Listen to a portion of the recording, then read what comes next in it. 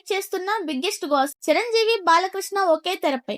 Boyapati master plan ఇదేనా? తెలుగు సినీ పరిశ్రమలో ఇప్పుడు ఒక గాసిప్ అందరి దృష్టిని ఆకర్షిస్తుంది.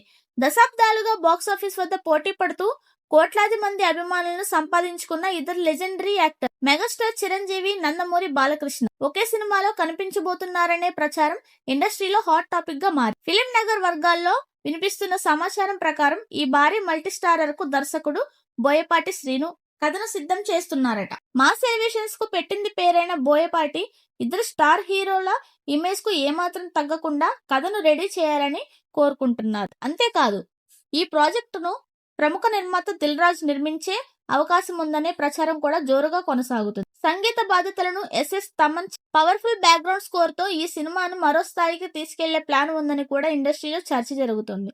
ఇక మరో ఆసక్తికరమైన విషయం ఏంటంటే ఈ సినిమాలో విజయశాంతి కూడా కీలక పాత్రలో కనిపించే అవకాశం ఉందనే వార్తలు వినిపిస్తున్నాయి.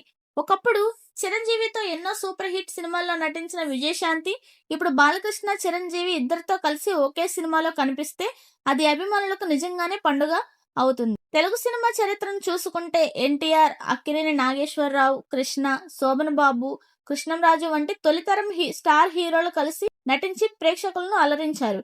కానీ ఆ తర్వాతి తరం ఎన్టీఆర్, అక్కినేని నాగేశ్వరరావు, కృష్ణ, శోభన్ బాబు, కృష్ణంరాజు వంటి తొలితరం స్టార్ హీరోలు కలిసి నటించి ప్రేక్షకులను అలరించారు.